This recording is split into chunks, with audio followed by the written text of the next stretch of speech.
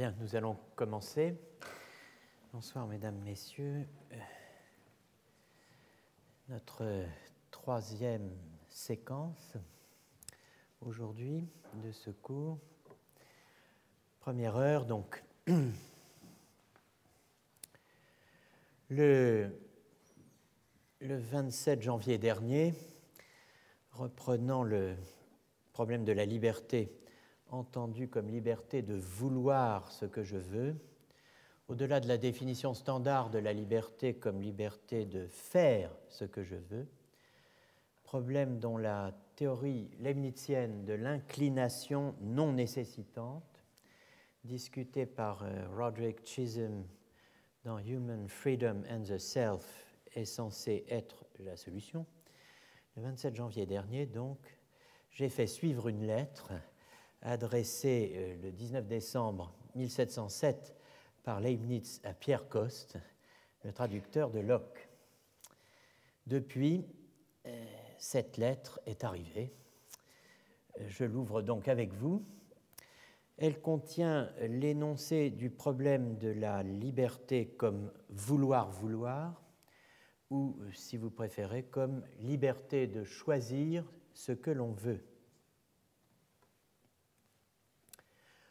Lorsqu'on se propose un choix, écrit Leibniz, par exemple, de sortir ou de ne point sortir, c'est une question.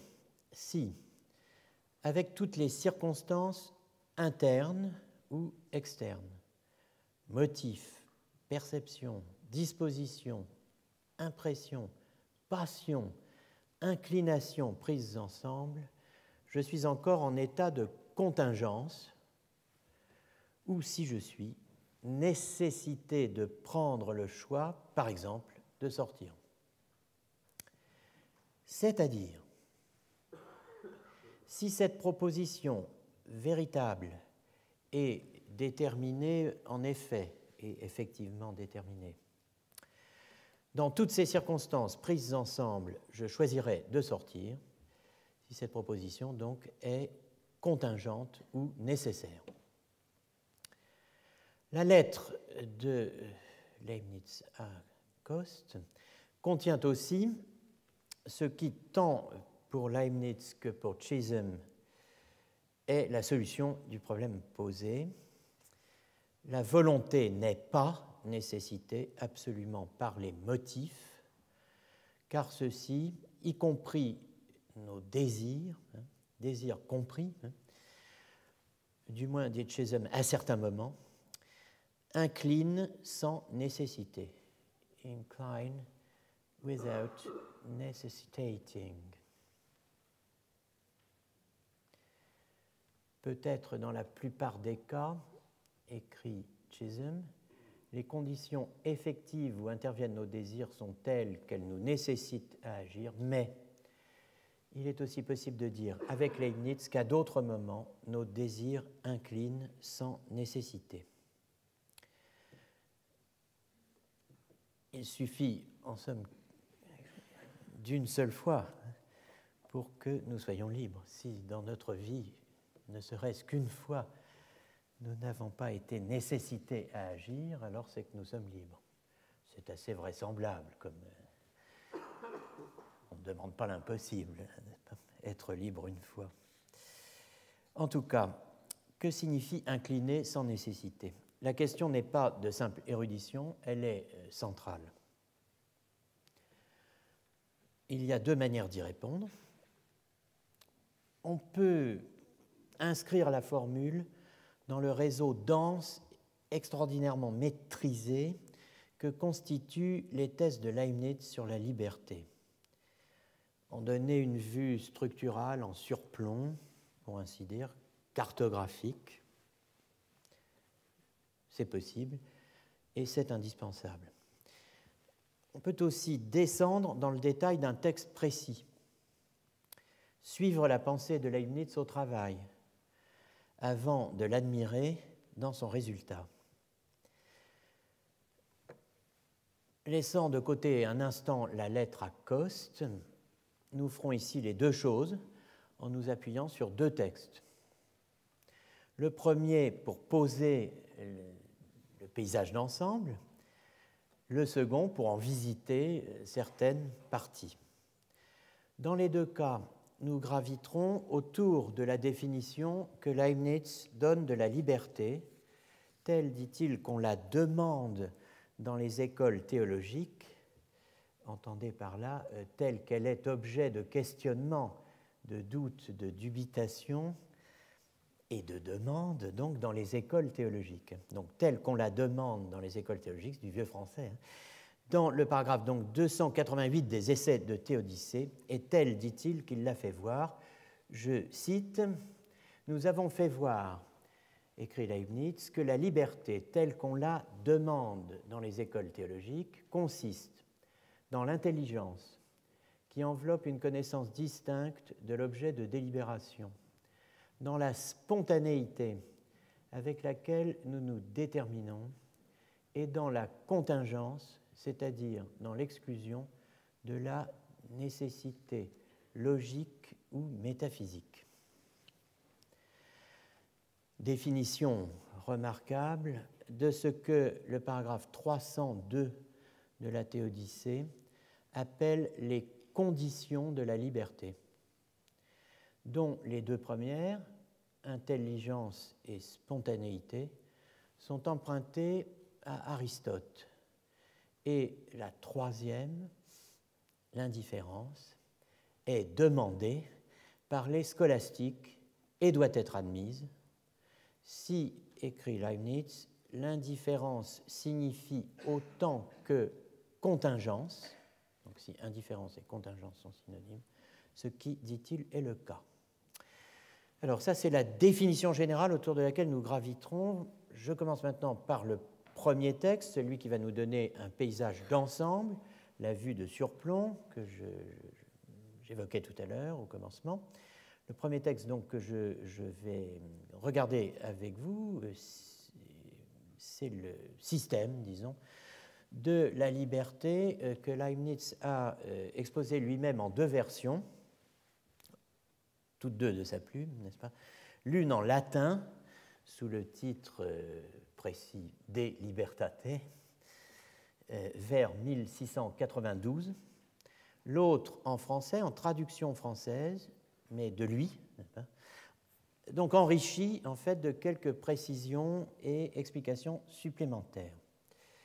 Je retiens de ces deux textes les premiers éléments et je les retiens dans leur articulation originale en latin et en français, et je vais indexer chacun de ces éléments et les numéroter chacun d'entre eux, L pour Leibniz, 1, 2, 3, etc., ou L pour liberté, après tout c'est encore mieux, L pour liberté, voilà, la liberté, 1, 2, 3.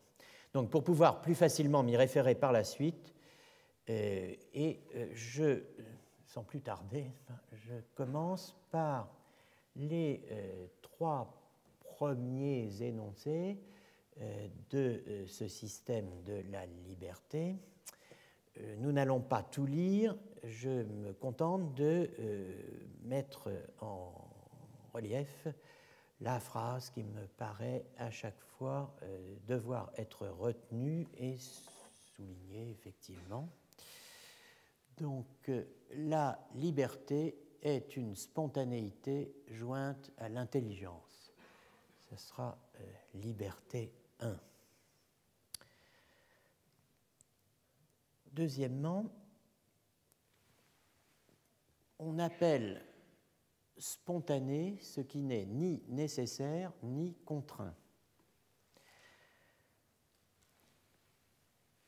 Entre parenthèses, ceci est aux yeux de Leibniz un principe aristotélicien et Leibniz tire d'Aristote la définition du spontané, est spontané ce qui a son principe dans l'agent, ce dont le principe est dans l'agent. Spontaneum est cuius principium est in agente. Donc spontanément, il faut entendre ça au sens où on disait en latin, il a fait ça de lui-même, librement. On disait sua sponte. spontanément. Donc. Alors, ce que l'on fait librement, au sens de ce que l'on fait en étant le principe et même en ayant en soi-même le principe de ce que l'on fait, eh bien, cela ne peut être ni nécessaire ni contraint. On enchaîne donc sur contingent. On appelle contingence ce qui n'est point nécessaire, certes, ou ce qui est la même chose, voilà l'explication intéressante pour nous, dont l'opposé est possible, n'impliquant aucune contradiction. Retenez cela, hein, et contingent, ce dont l'opposé n'implique aucune contradiction. Donc une proposition P, par exemple, sera contingente si non P n'implique aucune contradiction. Contraint est ce dont le principe vient de dehors. Bon, ceci fonctionne en couple, si je puis dire, avec la définition qu'on a donnée de spontané. Et on a enfin la définition de ce qui est indifférent. Il y a indifférence lorsqu'il n'y a pas plus de raison pour l'un que pour l'autre. Veux-tu... Bon. C'est un bon résumé de l'indifférence, hein, pourquoi il n'y a pas plus de raison de le faire que de ne pas le faire. On pourrait appeler ça bof, n'est-ce pas? Mais bon, il y a indifférence lorsqu'il n'y a pas plus de raison pour l'un que pour l'autre. Sans cela, il y aurait détermination. On serait déterminé à telle partie plutôt qu'à telle autre, plutôt que de dire précisément bof. Toutes les actions des substances singulières sont contingentes, car on peut montrer qu'en cas que les choses se fissent autrement, il n'y aurait aucune contradiction pour cela. Donc, dans ces trois lignes, on a distingué indifférence, détermination, et on a mis en pratique la notion de contingence qui nous permet de dire que dans toutes les substances singulières dont nous sommes, on peut montrer que les actions que nous accomplissons sont contingentes au sens où si nous avions fait le contraire, il n'y eût pas eu pour autant contradiction en cela. On passe à 6 et 7. Il y a toujours une raison qui nous incline plutôt à l'un qu'à l'autre, puisque rien n'arrive sans raison.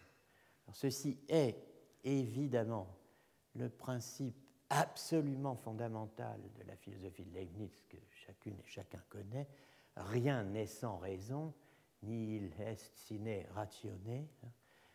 Et ici, rien n'arrive sans raison, car il y a toujours une raison qui nous incline plutôt à l'un qu'à l'autre, hein, dit Leibniz. Donc nos actions sont déterminées et jamais indifférentes. Il est vrai que ces raisons ne sont point nécessitantes, puisqu'elles ne font que nous incliner, hein, et ne détruisent point la contingence ni la liberté. Alors, on a vu ce qu'était l'indifférence, on a vu ce qu'était la contingence, on a vu ce qu'était la détermination. On voit que nous n'agissons jamais sans qu'il y ait une raison qui nous incline à faire ceci plutôt que cela, hein. Mais pour autant, nous ne sommes pas nécessités absolument à le faire. La contingence et la liberté demeurent, pas supplémentaires, la liberté d'indifférence est impossible. Ça, c'est le point extrêmement important aussi.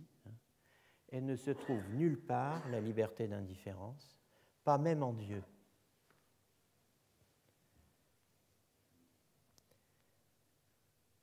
Pourquoi? Eh bien, pour une raison qui va avec le principe de raison suffisante évoqué tout à l'heure et qui est le principe du meilleur, à savoir que Dieu lui-même est toujours déterminé à faire le meilleur et qu'il est déterminé par lui-même à faire le meilleur. C'est donc que le principe qui fait que il est déterminé à faire le meilleur est interne à Dieu et il ne subit évidemment aucune contrainte en cela. Les créatures sont dans le même cas, elles sont toujours déterminées par des raisons internes ou externes. Pas de liberté d'indifférence. Et enfin, L8 et L9, plus les substances sont déterminées par elles-mêmes, on vient de voir que c'était le cas de Dieu, et éloignées de l'indifférence, plus elles sont parfaites.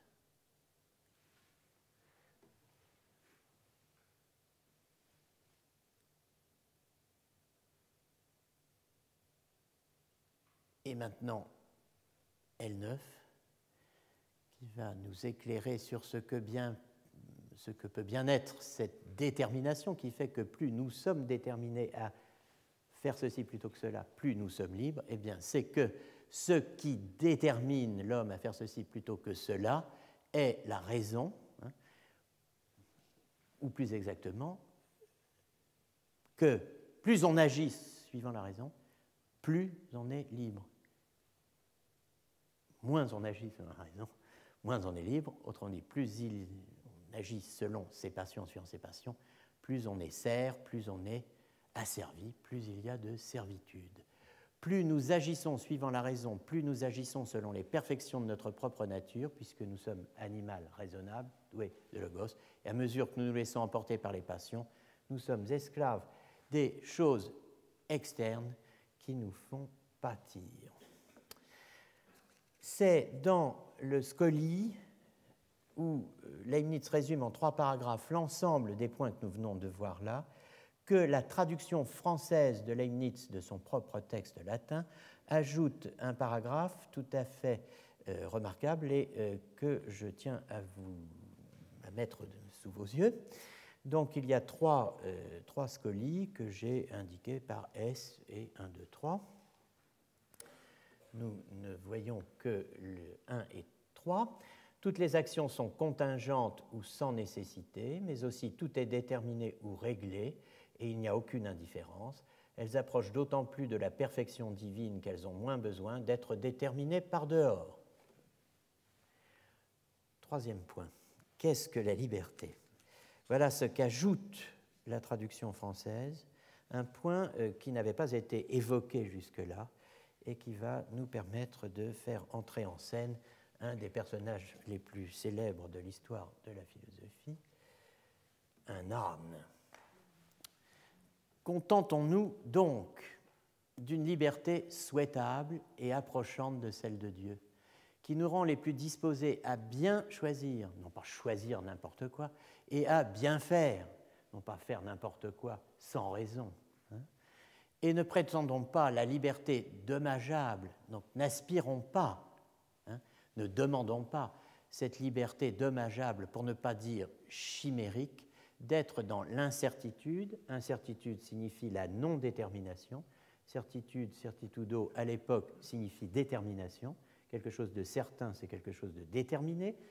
Donc, d'être dans l'incertitude et dans un embarras, c'est-à-dire une hésitation perpétuelle, comme cet âne de Buridan, fameux dans les écoles, qui étant placé à distance égale entre 2 sacs d'avoine et n'ayant rien qui le déterminât d'aller à l'un plutôt qu'à l'autre, se laissa mourir de faim.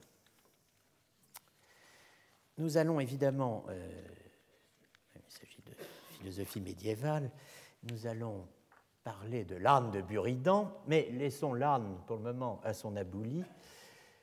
Il attend, nous le retrouverons. Ce n'est pas Pégase, il ne risque pas de s'envoler. Passons plutôt à notre second texte. Allons au détail. Voyons ce que signifie incliner sans nécessité. Alors, ouvrons les nouveaux essais sur l'entendement humain, cette mise en dialogue critique de l'essai sur l'entendement humain de Locke. Donc, les nouveaux essais sur l'entendement humain de Leibniz sont une mise en dialogue de critique de l'essai sur l'entendement humain de Locke.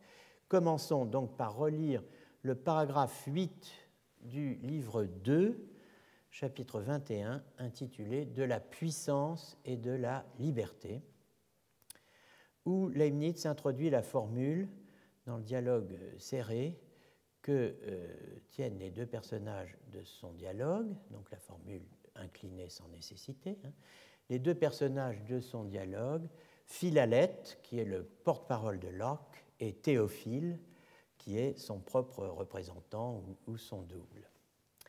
Il y a deux sortes de liberté, une liberté qui regarde l'entendement et une qui regarde la volonté. Cette dernière est ce qu'on appelle la liberté de l'arbitre, plus connue sous le nom de libre arbitre. Bon. La liberté de l'arbitre qui fait que, quelle que soit la force des mobiles intellectuels ou autres qui agissent sur la volonté, qui pressent la volonté, l'acte volontaire reste contingent. C'est cette contingence qui est censée expliquer la théorie de l'inclination non nécessitante. Théophile dit ceci, « Dieu seul est parfaitement libre », donc le porte-parole de Leibniz, les esprits créés ne le sont qu'à mesure qu'ils sont au-dessus des passions, et cette liberté regarde proprement notre entendement. Elle est due à notre entendement, elle a trait à notre entendement, elle se rapporte aux raisons, aux bonnes raisons d'agir que nous propose ou nous représente l'entendement. Mais la liberté de l'esprit, opposée à la nécessité, regarde la volonté nue, et en tant qu'elle est distinguée de l'entendement, la volonté prise en elle-même. C'est ce qu'on appelle le franc arbitre, ou libre arbitre, et consiste en ce que l'on veut que les plus fortes raisons ou impressions que l'entendement présente à la volonté n'empêchent point l'acte de la volonté d'être contingent et ne lui donne point une nécessité absolue ou pour ainsi dire métaphysique. Donc, vous voyez, pas plus que les passions ne nous submergent et ne nécessitent nos pauvres esprits à aller dans un sens plutôt que dans l'autre. De même, eh bien, quelle que soit leur force, les raisons que l'entendement présente à la volonté ne nécessite pas la dite volonté d'une manière absolue ou pour ainsi dire métaphysique. C'est dans ce sens que j'ai coutume de dire que l'entendement peut déterminer la volonté suivant la prévalence des perceptions et raisons d'une manière qui, lors même qu'elle est certaine et infaillible, déterminée et infaillible, incline sans nécessité. Il faut s'arrêter sur ce texte et avant de l'analyser, en redonner brièvement le contexte, car c'est un véritable cours de philosophie scolastique que nous offre Leibniz. Au paragraphe 6 du dialogue, Philalèthe, donc, le porte-parole de Locke, a rappelé la distinction des deux facultés de l'âme, entendement et volonté. Il a exprimé la crainte que les descriptions ou définitions qu'on en donne n'ait fait venir à plusieurs personnes l'idée confuse qu'il y a autant d'agents qui agissent directement en nous qu'il y a de facultés en nous. C'est ce que j'avais appelé, la fois précédente, la théorie des deux agents. S'il y a en nous deux facultés qui agissent, eh bien ce sont elles qui sont les agents. Et il y a deux agents en nous. Nous ne sommes pas les agents de nos propres actes. Donc Théophile, qui tient le rôle du bibliothécaire omnivore, n'est-ce pas, dévorant toute chose, tout ce qui se lit, que fut 40 ans durant Leibniz, au service de la maison de Hanovre. Leibniz était bibliothécaire, il y a eu deux grands bibliothécaires dans la maison de Hanovre, ils n'ont pas choisi les plus nuls, puisque ça a été Leibniz et l'autre célèbre est Lessing. Donc, on peut avoir des bibliothécaires moins doués. Aujourd'hui encore, on visite à Wolfenbüttel la maison de Lessing, et c'est une des très belles choses à voir en Allemagne. En tout cas, Théophile, donc, qui tient le rôle du bibliothécaire omnivore, fait une mise au point philologique, historique. La question des deux facultés, dit-il, a beaucoup occupé les écoles, qui lui ont consacré deux questions fondamentales. Voici ces questions. Première question, le statut de la distinction réelle ou non entre l'âme et ses facultés. Donc entre l'âme et, par exemple, l'entendement et la volonté. La distinction entre l'âme et ses puissances et ses facultés est-elle réelle ou pas? Deuxièmement, alors réelle, c'est-à-dire comme entre deux choses. Deuxième question, qui est très proche de la première, le statut de la distinction, réelle ou non, entre les facultés elles-mêmes.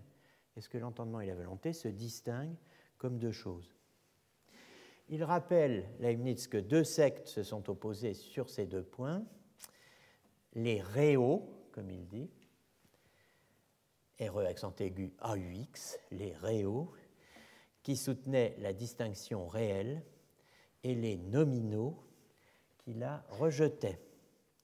Donc nous retrouvons ici dans un nouveau rôle les reales et les nominales du séminaire de 2014, de l'année dernière. Notez au passage le mot français de réaux, utilisé par Leibniz au lieu de réaliste. Leibniz qui fait une discrète allusion à la querelle des universaux, précisément donc le sujet de séminaire de l'an dernier, en rappelant que la même question de la différence ou distinction réelle, n'est-ce pas, a été agitée sur la réalité de plusieurs autres êtres abstraits, dit-il, entendez les universaux, susceptibles de suivre la même destinée. Il n'est pas nécessaire de reprendre ce dossier, dit Leibniz. Même si certains l'ont fait.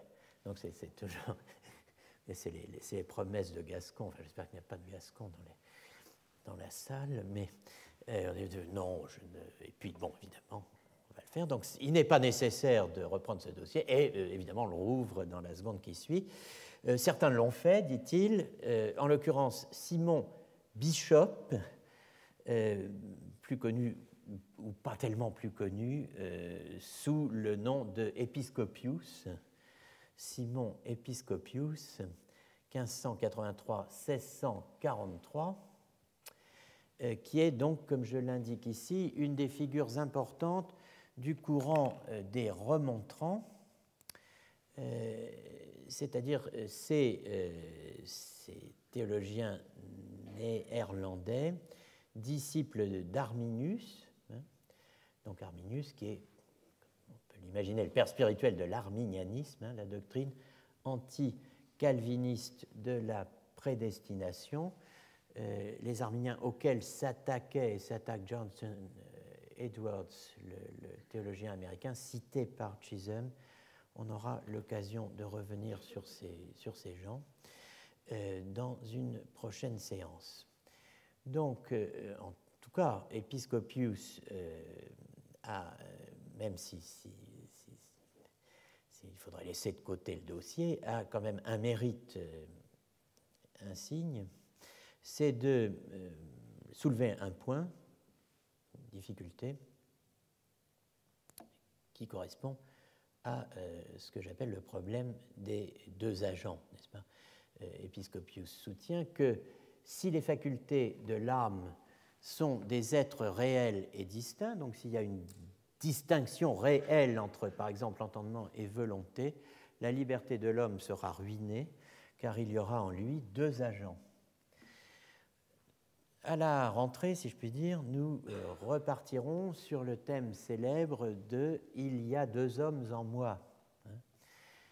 Pour le moment, contentons-nous de deux agents et circulons. Il y a donc le problème des deux agents qui est posé par Episcopius et qui, effectivement, est posé par Locke, qui est posé par Leibniz et qui demande une solution. Leibniz, sans répondre puisqu'il vient de dire c'est pas la peine d'y revenir, mais il y revient quand même, dit que deux êtres réels distincts, donc deux entités réelles distinctes, réellement distinctes, ne font pas deux agents réels distincts. Pourquoi? Eh bien parce que précisément, dans le cas précis, ce ne sont pas les facultés qui agissent, mais les substances au moyen des facultés. Donc une seule substance, l'âme, qui agit au moyen de deux facultés qu'elle a. Quand même ces deux facultés seraient réellement distinctes, elles ne feraient pas deux agents distincts, il n'y a en tout et pour tout qu'un agent. Donc la distinction de l'entendement et de la volonté n'implique pas la théorie des deux agents. Vous n'êtes pas double parce que vous avez un entendement et une volonté. Bon, on peut discuter ça, hein, précisément on y reviendra à la rentrée. En tout cas, comme le laisse entendre Philalèthe au paragraphe 8, c'est la théorie de Locke, c'est la théorie de Leibniz, c'est l'homme qui est libre. Aussi longtemps donc qu'il a la puissance de penser ou de ne pas penser, aussi longtemps qu'il a la puissance de mouvoir ou de ne pas mouvoir, hein, conformément à la préférence ou au choix de son propre esprit. Donc cette déclaration de Philalèthe reprend exactement la thèse de Locke que nous avions vue à la précédente séance. Locke qui affirmait que toutes les actions dont nous avons quelque idée se réduisent à ces deux-là, mouvoir et penser, et Locke qui, c'est l'affirmation centrale de son essai, évoqué dans le cours du 27 janvier, Locke qui affirme que c'est l'homme et pas la volonté qui est libre. Alors, Théophile est d'accord, donc il ne va pas s'opposer à cela, mais il répond en élargissant un peu les perspectives, en donnant le contexte, en explicitant les choses. Il répond, et donc c'est le contexte immédiat de la théorie de l'inclination non nécessitante, il répond que le terme de liberté est fort ambigu. Et il propose, pour désambiguiser ce terme, liberté, une série de distinctions, dont celle qui nous intéresse le plus ici pour le moment, la distinction entre la liberté de faire et la liberté de vouloir. C'est la difficulté autour de laquelle nous tournons depuis le début. Voici ce qu'il dit. Alors, vous voyez que j'ai intitulé cette planche « Liberté de droit, liberté de fait et liberté de faire ». Il va nous falloir distinguer liberté de fait et liberté de faire. Il faut distinguer liberté de droit. Alors, c'est moi qui parle, mettez ça en latin, entendez de iure. Et liberté de fait ou du fait, comme le dit Leibniz en français, et entendez en latin de facto. Pardon. De iure, de facto. Le terme de liberté est fort ambigu. Il y a liberté de droit et liberté de fait. Suivant celle de droit, un esclave n'est point libre. Et un sujet ne l'est pas entièrement. Ici, sujet a évidemment le sens de subditus, de soumis, de sujet de Sa Majesté. Un sujet ne l'est pas entièrement. Mais un pauvre est aussi libre qu'un riche. Nous pourrions discuter ce point, mais bien, c'est compliqué comme ça. Il y a deux variétés de liberté de facto. Liberté du fait. Donc pas la liberté juridique, hein, mais la liberté du fait. Alors, la puissance de vouloir comme il faut, liberté de facto, la puissance de vouloir comme il faut, et deuxièmement, la puissance de faire ce qu'on veut.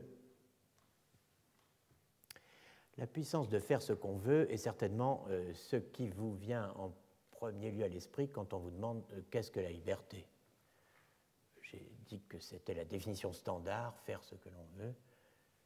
C'est de fait la réponse obvie. Eh bien, cette puissance de faire ce qu'on veut est ce que l'on appelle, dit Leibniz, la liberté de faire. Donc la liberté de faire est une des deux variétés de liberté de facto, distincte de la liberté de iure.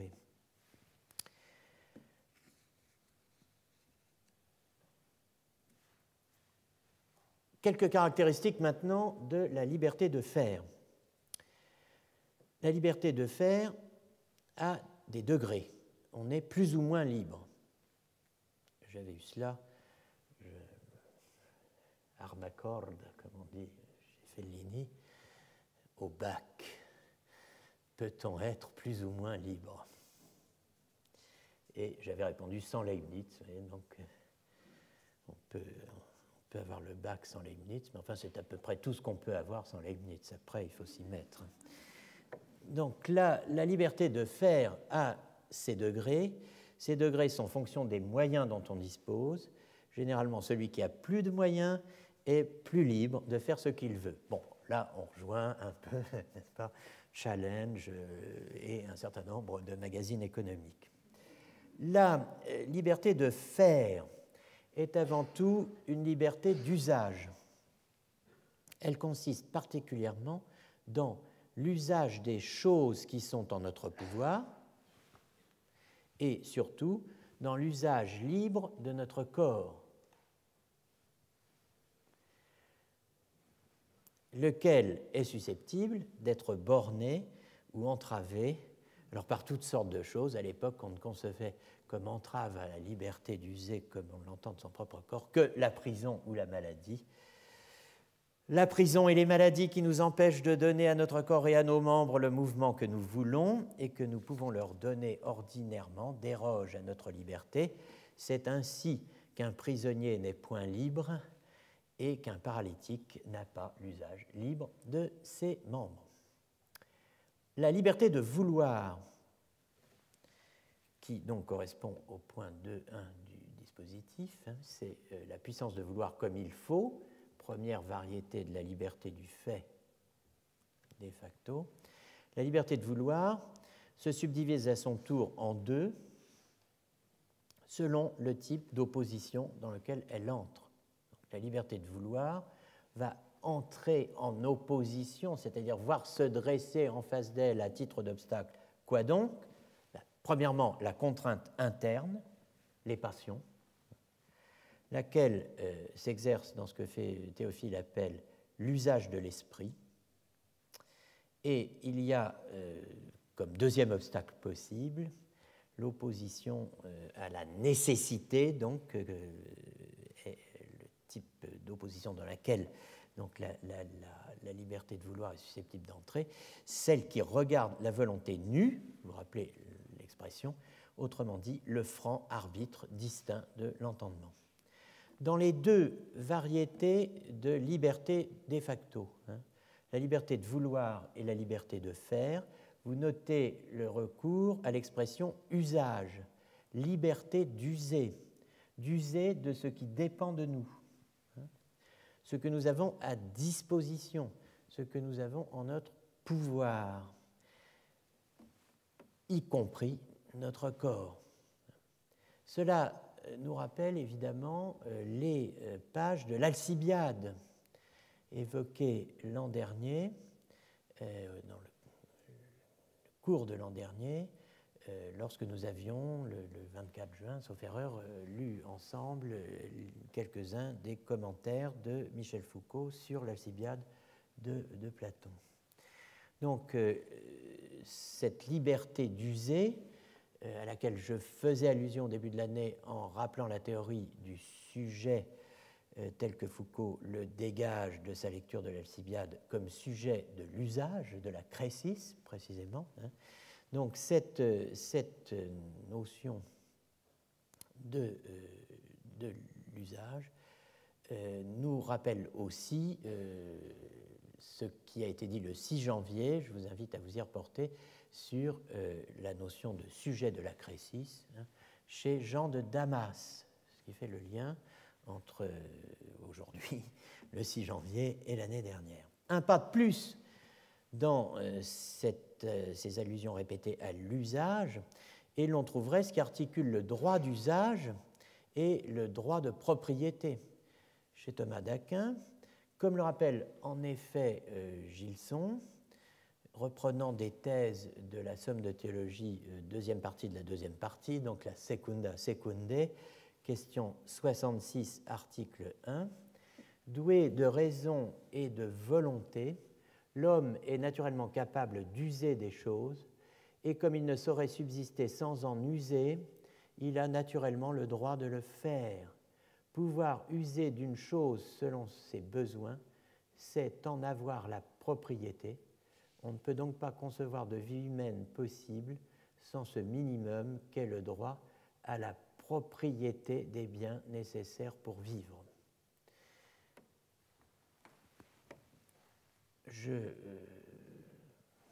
Bon, non, continuons, puisqu'après tout, pour compliquer philosophiquement les choses, vous pourrez, dans le secret de votre cabinet, vous demander ce que l'on peut mettre sous la catégorie de choses dont on use. Alors, pourtant, le droit de propriété est un droit naturel, à quoi l'on peut ajouter que c'est un droit sacré. L'homme n'est capable d'exercer sa domination sur les choses dont il fait usage que parce qu'il est doué de raison.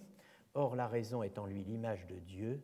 Le propriétaire suprême et absolu de la nature, c'est Dieu, qui l'a créé, mais il a fait l'homme à son image et ressemblance, capable par conséquent non de changer la nature à son gré, mais du moins d'en exploiter les ressources à son profit. Tenant d'une délégation divine le pouvoir d'user des choses ainsi mises à sa disposition, l'homme a le droit de le faire dans la juste mesure de ses besoins. Donc vous avez ici un problème d'écologie transcendantale, n'est-ce pas, mais aussi un problème qui pourrait regarder les animaux non humains et l'usage que nous en faisons, selon que vous les placez dans la catégorie de choses ou pas. Ce qu'une récente disposition légale donc, prise en France il y a quelques semaines vous interdirait normalement de faire. C'est dans l'analyse de la liberté en tant qu'opposée à la contrainte interne que Leibniz reprend des idées voisines de celles de Thomas d'Aquin, la capacité de s'élever au-dessus des passions, thèse qu'il attribue aux stoïciens. Donc, dans le premier sens de la liberté, la capacité de s'opposer à la contrainte interne qui est la contrainte qu'exercent sur nous nos passions. Donc, dans le premier sens, les stoïciens disaient que le sage seul est libre, et en effet, on n'a point l'esprit libre. L'esprit libre, vous voyez que c'est bien la liberté de l'esprit qui est en cause, on n'a point l'esprit libre quand il est occupé d'une grande passion, car on ne peut point vouloir alors comme il faut, c'est-à-dire avec la délibération qui est requise. C'est ainsi que Dieu seul est parfaitement libre et que les esprits créés ne le sont qu'à mesure qu'ils sont au-dessus des passions. Et cette liberté regarde notre entendement qui est plus ou moins obnubilé par les passions. Le second sens est celui de l'extrait dont nous sommes partis, autrement dit le paragraphe 8 du livre 2, chapitre 21. Le problème philosophique qu'il pose est celui qu'il est censé résoudre. Plus exactement, c'est la solution à ce problème qui est le problème pour nous, comme on va le voir. L'idée même d'inclination non nécessitante que nous n'avons quand même toujours pas comprise. Le contenu ultime qui vaut pour Dieu et pour l'homme, et qui vaut pour l'homme parce qu'à l'évidence il vaut pour Dieu, c'est, et si vous comprenez ça, vous avez tout compris, c'est le principe de la détermination par le meilleur, ou de la détermination au meilleur, se déterminer à ceci plutôt qu'à cela. Je me détermine au meilleur plutôt qu'au pire. Je fais le choix du meilleur plutôt que du pire. Bon, cette détermination par le meilleur est ce qu'on pourrait appeler un effet de la raison. Vernunfteffekt, disait un philosophe idéaliste du XIXe siècle, un effet de la raison qui, phénoménologiquement, se présente sous la forme de ce que Théophile appelle la prévalence des biens aperçus sur le mal et sur les maux. Soutenir que la volonté de l'homme est déterminée par cette prévalence des biens sur les maux, du bien sur le mal, n'est-ce pas, d'abord totalement contrefactuel, mais je laisse ce point de côté, bon, n'est-ce pas, si tel est le cas, n'est-ce pas annuler la liberté? N'est-ce pas soumettre l'homme à la nécessité? Dire que la volonté de l'homme est déterminée par la raison au meilleur. La formule du paragraphe 49 des Nouveaux Essais, où Leibniz reprend la notion d'inclination non nécessitante, n'est-elle pas contradictoire? La distinction qu'elle met en œuvre entre nécessitant et déterminant n'est-elle pas qu'un écran de fumée?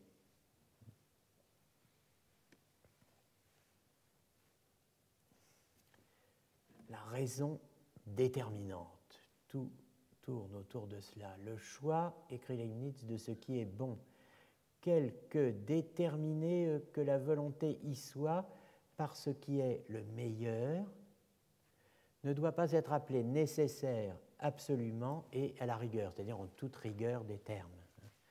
La prévalence des biens aperçus incline sans nécessité, quoique tout considéré, cette inclination, donc les Celtes n'ont rien à voir ici, c'est une faute de frappe, lisez CE2TE, cette inclination soit déterminante. Ben, on dit que les Bretons ont la tête dure, il n'y a aucune enfin, je ne sais pas quels sont les lapsus qu'elle a mis. Après tout, qu'est-ce que ça révèle? J'en sais rien. Quoique tout considéré, cette inclination soit déterminante et ne manque jamais de faire son effet. Donc, une inclination déterminante qui ne manque jamais de faire son effet, eh bien, elle ne nous nécessite pas. De qui se moque-t-il? Avez-vous envie de dire? En parlant de Leibniz. Si l'inclination ne manque jamais de faire son effet, en quoi ne nécessite-t-elle pas? Dire raison déterminante, n'est-ce pas dire déterminisme? Philalèthe donne la réponse au paragraphe 50, et on l'a déjà vu, d'une certaine façon, dans le système de la liberté. Au contraire, être déterminé par la raison, c'est la liberté. Vouloir s'affranchir de la raison, ce serait vouloir la folie. Leibniz ne manque pas d'humour, n'est-ce pas? Ce que personne ne saurait vouloir, à moins d'être déjà fou. Exactement, j'entends qu'il y en a qui suivent les pensées de Leibniz, et qui donc me devancent dans la lecture que j'en fais. Être déterminé par la raison au meilleur, c'est être le plus libre. Quelqu'un voudrait-il être imbécile par cette raison qu'un imbécile est moins déterminé par de sages réflexions qu'un homme de bon sens? Si la liberté consiste à secouer le joug de la raison, les fous et les insensés seront les seuls libres. Mais je ne crois pas que pour l'amour d'une telle liberté, personne voulut être fou, hormis celui qui l'est déjà. La déraison n'est pas la liberté. La folie est malheureusement à la mode. C'est Théophile qui le dit, en quelques lignes qui, depuis les Nouveaux Essais, n'ont pas tout à fait perdu de leur actualité.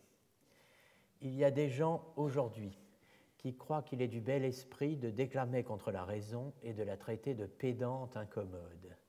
Je vois de petits livrets, des discours de rien qui s'en font fête, et même je vois quelquefois des vers trop beaux pour être employés à de si fausses pensées. En effet, si ceux qui se moquent de la raison parlaient tout de bon, ce serait une extravagance d'une nouvelle espèce, inconnue au siècle passé. Parler contre la raison, c'est parler contre la vérité, car la raison est un enchaînement de vérités. C'est parler contre soi-même, contre son bien, puisque le point principal de la raison consiste à la connaître et à la suivre. Revenons à présent à la lettre à Coste du 19 décembre 1707 et à la question du statut de la proposition à laquelle Leibniz y ramène d'une certaine façon toute la discussion sur la nécessité ou la contingence des actions volontaires. Pour savoir si, étant donné un certain ensemble de circonstances internes ou externes, motifs, perceptions, dispositions, impressions, passions, inclinations, je suis nécessité à prendre le choix de sortir. Autrement dit, si dans la situation donnée où j'imagine que tout me pousse à sortir, savoir si donc je suis nécessité à prendre le choix de sortir, autrement dit, si dans la situation en question, je suis encore en état de contingence, Leibniz passe à ce que j'appellerais le niveau propositionnel. Il s'interroge sur le statut modal de la proposition P. Dans toutes ces circonstances prises ensemble, je choisirais de sortir. La question que pose Leibniz, c'est la proposition P. Dans toutes ces circonstances prises ensemble, je choisirais de sortir. Est-elle nécessaire ou est-elle contingente? La réponse de Leibniz est que P est contingente. Pourquoi? Parce que la négation de P n'implique pas contradiction. Donc on met en pratique la définition de la contingence qu'on a vue dans le système de la liberté. Je vous rappelle donc le point que j'avais appelé liberté 5, que nous allons retrouver très vite, enfin raisonnablement vite. Donc on peut montrer que, vous voyez, donc toutes les actions des substances singulières sont contingentes, car on peut montrer qu'en cas que les choses se fissent autrement, il n'y aurait aucune contradiction pour cela.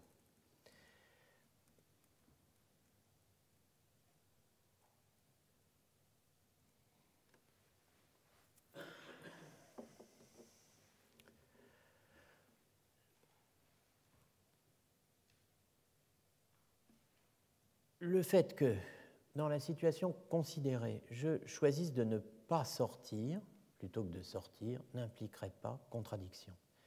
C'est la marque de ma liberté, une liberté dite d'indifférence, mais entendons-nous bien, on ne va pas prendre liberté d'indifférence en rigueur de terme, car en fait, il ne faut pas confondre rejet de la nécessité absolue et absence de détermination.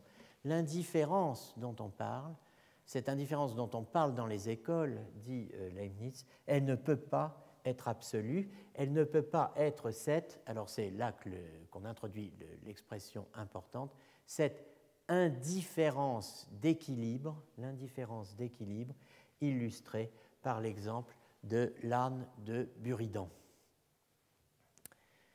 Cette pauvre bête donc qui meurt de faim, faute de s'être décidée pour aller paître, dans l'exemple le plus fréquemment allégué, dans le pré de gauche ou le pré de droite. Ni. C'est la version diététique d'un choix célèbre et récent. Donc, l'indifférence d'équilibre, est-elle souhaitable? Je ne sais pas. Mais pour Leibniz, certes, non.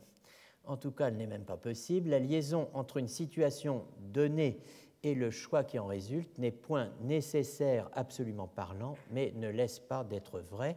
Toutes les fois que, dans toutes les circonstances prises ensemble, la balance de la délibération est plus chargée d'un côté que de l'autre, il est certain et infaillible que ce parti l'emportera.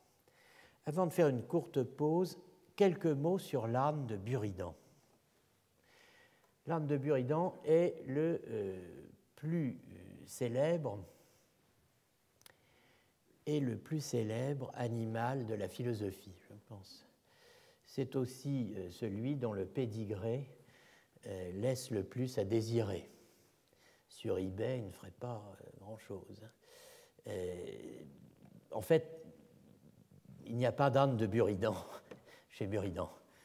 l'expression et l'exemple, Anne de Buridan, semble, on n'est jamais sûr de rien, hein, mais bon, semble être apparu pour la première fois en 1623 sous la plume de Gabriel Naudet, 1600-1653. Gabriel Naudet, un autre grand bibliothécaire. Leibniz était bibliothécaire de la maison de Hanovre. Naudet est le bibliothécaire de Mazarin. Et on lui doit une partie de la richesse des collections de la bibliothèque mazarine.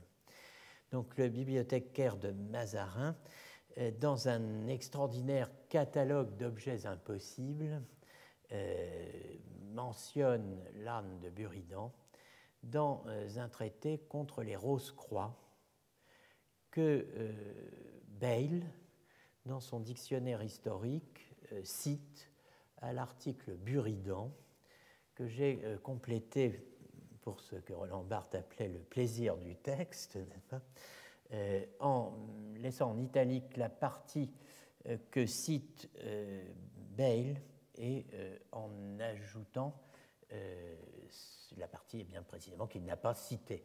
Donc Gabriel Naudet, dans Instruction à la France sur la vérité de l'histoire des frères de la Rose-Croix, j'ai conservé la graphie du texte, hein, l'opinion anticipée de ces illuminés frères de la Rose-Croix et de leurs effets prodigieux et miracles que vous fomentez et permettez prendre racine dans le sablon mouvant de vos imaginations, tant s'en faut qu'elles soient plus vraisemblables que les caprices énarrés ci-dessus, c'était les doctrines des philosophes du passé, ou les préceptes des stoïques, fiction des poètes, contes des fabulistes, mensonges des amadis, niaiseries des romans, inepties des narrations lucianiques ou impostures, iactances, superstitions et ignorances des chimistes, astrologues, magiciens et charlatans, qu'au contraire, elle est totalement vaine,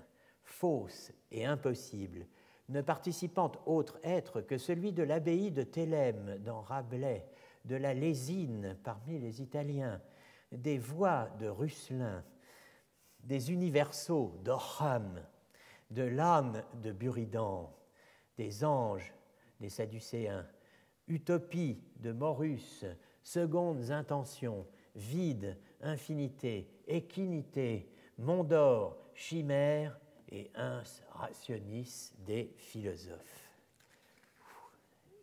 Vous voyez ce que peut faire un bibliothécaire qui lit. Un mot quand même sur certaines expressions avant qu'on s'arrête un instant. Peut-être que vous n'êtes pas absolument familier des mensonges des Amadis. Il s'agit en fait des exploits imaginaires des Amadis. Amadis de Gaulle, par exemple, Amadis de Gala, je ne sais pas trop comment ça se prononce, un roman de chevalerie publié en 1508 par Garcia Rodriguez de Montalvo, d'après un original en 3 livres du XIVe siècle, complété par un 4e livre, et qui, de sa main, qui avait été traduit en 1540 par Nicolas Herberet des Essarts. Donc Naudet parle des Amadis parce qu'il y a toute une dynastie d'Amadis, c'est une véritable saga, descendant d'Amadis de Gaulle, il y a le fils Florissando, il y a Amadis de Grèce, il y a Esplandian, etc. Et toute une série de romanciers se sont succédés pour nous raconter les exploits de ce chevalier du Lion, Amadis de Gaulle, qui semble-t-il, il y a beaucoup de semble-t-il dans cette séance, mais je ne suis sûr de rien, mais je crois que c'est lui, enfin, qui par son surnom, introduit le prototype du beau brun, encore appelé beau ténébreux, n'est-ce pas, puisque le chevalier du Lion est dit bel ténébros, donc je pense que, enfin, peut-être qu'il d'autres avaient eu ce surnom avant lui, n'est-ce pas. Bon, la Lésine des Italiens, c'est la fameuse compagnie de la Lésine qui a été inventée par un certain Francesco Maria Vialardi, la famosissima Compagnia della Lesina, 1598, qui avait suscité toute une littérature sur la lésine. Alors la lésine, c'est la manière d'épargner, hein, d'acquérir et de conserver, et la contre-lésine, dont on peut dire qu'avec tous les textes qui s'en sont inspirés, notamment en France, avec les Noces d'Antilésine, comédie extraite des discours de la contre-lésine, c'est la source de l'avare de Molière, et une des sources de l'avare. Et si vous voulez avoir plus de détails que je n'ai le temps de vous en donner aujourd'hui, vous regardez sur Google, pour une fois, les travaux de l'équipe Molière 21, n'est-ce pas, de la Sorbonne, qui, consacrant sa vie et son énergie à Molière, vous donnera tous les détails sur la famosissima Compagnia della Lesina. Voilà, donc pour ce qui est... mais bon, je crois que ça suffit. Qu'est-ce qu'on aurait d'autre? Les impostures, ma foi, je vous laisse en imaginer vous-même quelques-unes pendant la pause. On s'arrête 5 minutes, donc, et on reprend courageusement et joyeusement à -20.